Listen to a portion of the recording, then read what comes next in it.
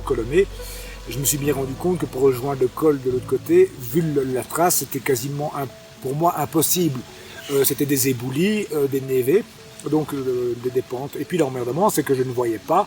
Il y avait une arête qui m'empêchait d'aller voir plus loin, donc je n'avais pas tout le relief et je ne savais pas ce qui m'attendait de l'autre côté. Si le col est accessible, donc j'ai commencé à tergiverser, à me demander si je n'allais pas passer la nuit au Mont-Colomé. Je commençais à tasser la neige pour planter ma tente et puis j'ai bien remarqué que sans à défaut de pelle, c'était une mauvaise idée parce que je fais ça avec mon piolet, donc c'était vraiment une mauvaise idée et j'ai pris la décision sur le tard quand même d'aller rejoindre le Mont-Colomé. Ce qui m'a valu, c'est qu'à un moment donné, j'ai essayé de rejoindre des traces de ce qui me semblait être un randonneur. La première fois, ce n'était pas des traces de randonneur, mais plutôt d'un bouquetin. La seconde fois, vous allez me dire, c'était encore un bouquetin, non, parce que là, c'est un bouquetin qui avait des crampons, parce que j'ai vu des traces de crampons. Donc la deuxième fois, j'essaie de rejoindre les traces d'un randonneur à crampons. Malheureusement, c'est qu'en allant essayer de rejoindre ces traces, j'ai dévissé. Donc je suis parti sur 5 mètres, et j'avoue que ça a été très rapide, j'ai pris de la vitesse très rapidement, le temps de me retourner, de me mettre sur le ventre, et d'entasser la lame dans la neige. En s'arrêtant brutalement, j'ai décroché le piolet, donc j'ai plus su me tenir au piolet, et fort heureusement, j'avais toujours mettais toujours les dragons même au bâton, ça évite de les perdre, et ça évite aussi de... Voilà. C'est que j'étais retenu avec la dragonne au piolet, donc j'étais suspendu par la dragonne au piolet. Ce qui m'a valu de continuer ma glissade. En me relevant, je me dis putain, mais le type qui est passé par là, il a eu la même blague que moi parce qu'il a pissé le sang. En fait, je me suis pas rendu compte. Mais rassure-toi, Marianne, c'est rien de grave. Je me suis simplement, en décrochant du piolet, à mon avis, je me suis légèrement blessé aux petits doigts et les doigts, les extrémités des doigts. Ça pisse le sang à crever, donc bon, voilà. Ce qui m'a valu de terminer sur le tard. Et de l'autre côté, après le col Colomé, ce qui se passe, c'est que c'est une moraine, donc apparemment c'est un ancien glacier, et il y a toute une moraine. Une moraine, c'est les résidus de glacier qui laissent tout ce genre de caillasse, et au fait c'est quasi chaotique, c'est toute la caillasse chaotique, et donc pour évoluer dans ce genre d'environnement, c'est très pénible et très fatigant. Donc je me suis posé juste à un endroit où entre la moraine il y avait un espace vert, et j'ai planté, d'ailleurs vous voyez sur la photo, c'est là où j'ai planté ma tente. C'était pas confortable, mais bon voilà, ça a fait office, donc j'ai pu passer la nuit là. Le col d'Argentière, en fait, ou alors la vallée d'Argentière, je ne sais pas si c'est un col ou la vallée, j'avoue que l'ascension pénible, effectivement, ça c'est voulu, c'est la neige. Bon, j'aurais peut-être dû m'éviter cette corvée, mais il y a encore beaucoup de neige. Mais n'empêche, la vallée magnifique. Là, quand je suis rentré dans la vallée d'Argentière, putain, c'était vraiment... Je sais pourquoi je suis venu, c'est pour ça que je suis venu, honnêtement, le paradis est sur terre, il ne faut pas aller chercher plus loin. Donc là, admirable, passage admirable, et j'ai bien aimé. Actuellement, c'est vrai que j'attends d'être ravitaillé, parce que je suis un peu sur les genoux, il me manque de tout. J'ai encore une ration lyophilisée, encore un petit déjeuner ce matin, mais c'est pas copieux, donc l'emmerdement, c'est que dans les refuges, il y a le problème du Covid actuellement, donc certains refuges ont carrément décidé de fermer et de rénover.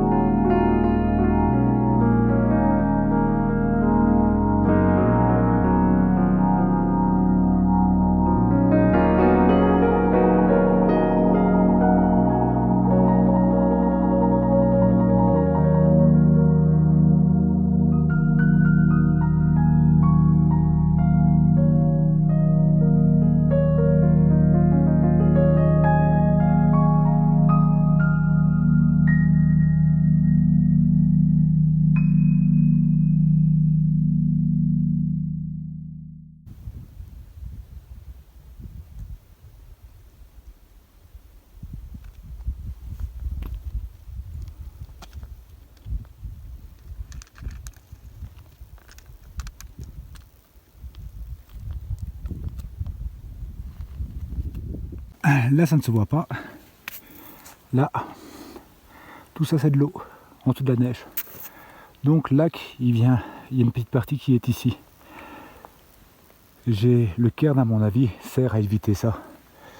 Moi, je regarde sur mon GPS, donc je sais qu'il y a de l'eau là. Et je dois aller dans cette direction. Et il y a l'autre lac. En fait, on doit passer entre les deux lacs, ici. Donc, ce lac-ci et ce lac-là.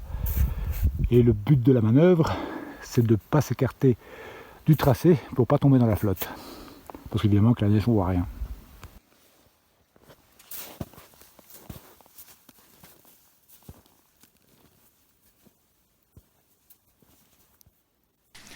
Pour répondre à la question de la Vaude Hogan Ultralight, est-ce que c'est une bonne tente? Donc c'est Olivier Isler qui me pose la question. J'ai envie de te répondre que bon, leur problème c'est que dans les ultralight, il y a forcément un compromis. C'est-à-dire que si on a une tente light, c'est quelque part on va renier sur la qualité ou la solidité ou sur l'imperméabilité. Donc il n'y a pas le choix.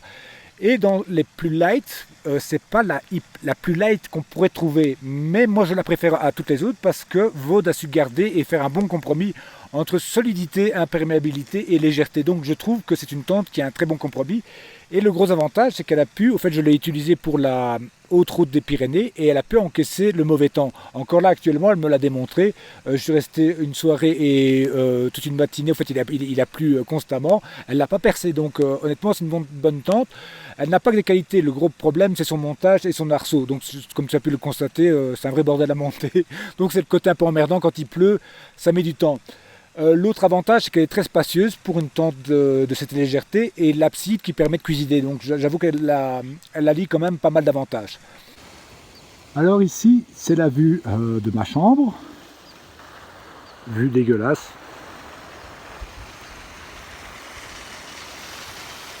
Voilà. Là, c'est le petit bivouac. Et la salle de bain se trouve là-bas. Donc, je vais aller prendre une douche.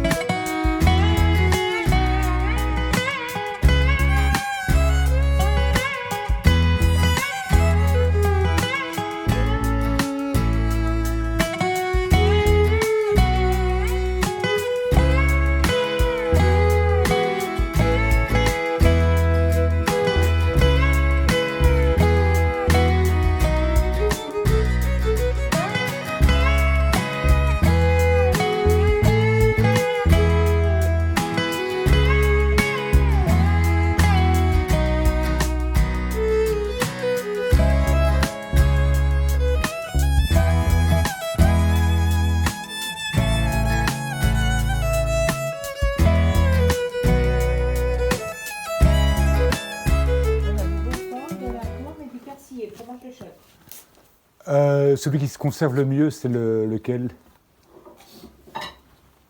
Et j'en mangerai un petit bout en marchant, comme ça aussi ça allégera. Mais quoi, vous pouvez peut-être en couper un morceau, j'ai en mangé un morceau en marchant. Ah ben oui, déjà alors. Non, je suis un gourmand. Ouais. Qu'est-ce que je vous l'enveloppe tout? Non, celui-là vous le prenez? Oui, c'est ce Oh, le t-shirt.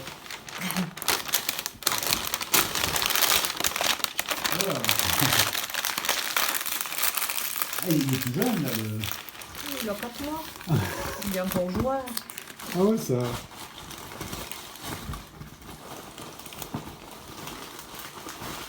Et là, vous allez où maintenant? À Tignes. À Tignes. Je vais me réapprovisionner parce que je manque de tout. En fait, et je vais peut-être essayer de trouver un endroit, il y a moyen de... Il y a des magasins, mais j'imagine Tignes, c'est assez grand. C'est une station de ski, c'est ça? Il vous faut aller aux Brévières à ce moment-là. Ah, à Tignes, oui, c'est une station de ski. Mais Tignes, c'est plus haut. Après, vous repartez de Tignes, vous partez où? Je vous avoue que là, il faut que je regarde, je ne sais plus exactement par où je...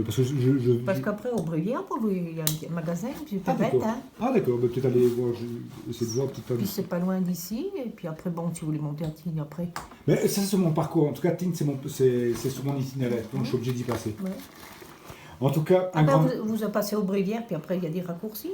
Ouais. Oh, je vais peut-être regarder ça sur la carte. En tout cas, un grand merci. Oui, bonne balade alors. Merci. Et je pense à vous en soupant ce soir, avec votre bon fromage. Ben oui.